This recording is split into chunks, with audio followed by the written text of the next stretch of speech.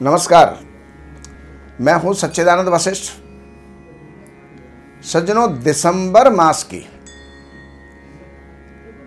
जो राशिफल हम दे रहे हैं, मेष राशि वालों के लिए दिसंबर कैसा रहेगा, इनके अंदर कौन कौन सी तारीखें उनके अनुकूल होंगी, कौन कौन सी तारीखें उनके प्रतिकूल होंगी, और विशेष करके कैसे जो है ग्रहों का योग इस समय पर बन रहा है, उनको किस किस प्रकार के फल की प्राप्ति होगी, ये जानकारी देने का प्रयास कर रहे हैं। तो आइए सबसे पहले हम देते हैं लग्न के अंदर राहु विद्यमान हैं, और लग्न में जो राहु विद्यमान हैं, तो सबसे पहली बात तो ये है कि लग्न में बैठा हुआ राहु प्रायः शुभ ही फल देता है, क्योंकि यद्यद भाव ग्रहे वापि यद्यद भावे संयुतो तत्तत् फलानि प्रबलो प्रतिशेतान तमोग्रहो। तमोग्रह अपने और ग्रहों के सपोर्ट से अपना फल देते हैं।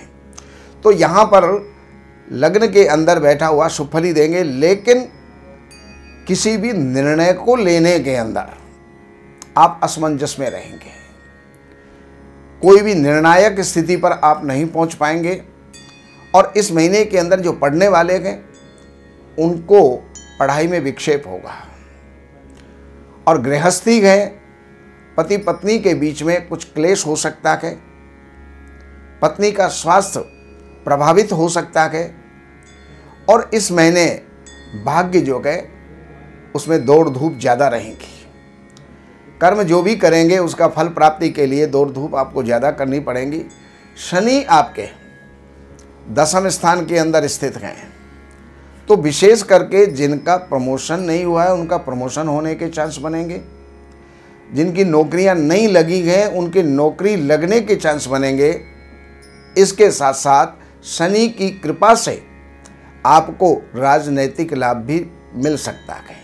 जो राजनीति में है उनको उस प्रकार का लाभ मिलेगा, बाकी राजनेताओं से लाभ मिलेगा, और विशेष करके पिता से लाभ मिलेगा। इसके साथ ही प्रॉपर्टी का कुछ विवाद आपका हो सकता है, माता का स्वास्थ्य आपका प्रभावित हो सकता है, आपके यश प्रतिष्ठा के अंदर कहीं आंच आ सकती है, तो उसका आप विशेष करके और ध्यान रखें। बृहस्पति जो है वो आपके द्वादश स्थान के अंदर हैं, तो 12वें स्थान के अंदर गए हुए बृहस्पति शुभ फल ही देंगे।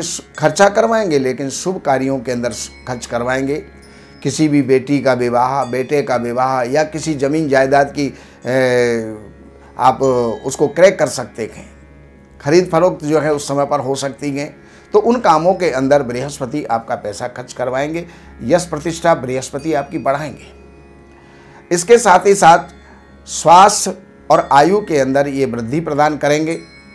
अगर कोई रोग है तो रोग के अंदर भी शुभता लाएंगे, अर्थात उसके अंदर सौम्यता लाएंगे, या रोग के निवारण के रास्ते आपके खुलेंगे, या रोग आपके कम होंगे। जो दीर्घ रोग हैं, लंबे रोग हैं, उनकी बातें हैं। अब आगे चलते गए तो आगे आपका इस महीने के अंदर सूर्य आपके अष्टम में होंगे, और अष्टम में गया हुआ सूर्य स्वास्थ्य के लिए ठीक नहीं होता है। विशेष करके स्वास्थ्य का ध्यान रखें, सूर्य का दान करें, और सूर्य को कि जो भी आप उपासना कर सकते हैं, सूर्य को अर्घ देना है, मंत्र जाप करना है, वो आपको करना चाहिए। अब मैं चलता हूँ तारीखों के हिसाब से आपका क्या फल होगा। तो पहली तारीख ये आपके लिए लाभकारी रहेगी, आर्थिक लाभ होगा। 2-3 तारीख ये आपके लिए खर्चों की रहेंगी, उसके अंदर विशेष खर्च होंगे, अनायास खर्च होंगे। कोई भी जो है उस समय पर धोखा दगा आपके साथ में हो सकता है, तो उसके प्रति आपको सावधान रहना होगा। 4, 5, 6, 7 और 8 ये जो 5 दिन हैं, ये आपके लिए, आपके परिवार के लिए, समाज के लिए बहुत ही अच्छा फल देने वाले हैं। अच्छा माहौल बनेगा, अच्छी खुशियां आएंगी, धनागम होगा, और कोई विशेष अतिथि का आगमन होने से आपके घर परिवार के अंदर बहुत ही उल्लास होगा। 9-10 तारीख ये आपके विजय के लिए बहुत बढ़िया है। कहीं भी आपको जो है इस समय पर विजय की प्राप्ति हो सकती है, और भाइयों से, मित्रों से आपको लाभ हो सकता है। यश प्रतिष्ठा की आपको जो है वृद्धि होगी। लेकिन 11, 12, 13 तारीख ये आपके लिए थोड़ी सी चिंताजनक रहेगी। मन में क्लेश या उद्विग्नता इस समय पर रहेगी। अकारण भय मन के अंदर बना रहेगा।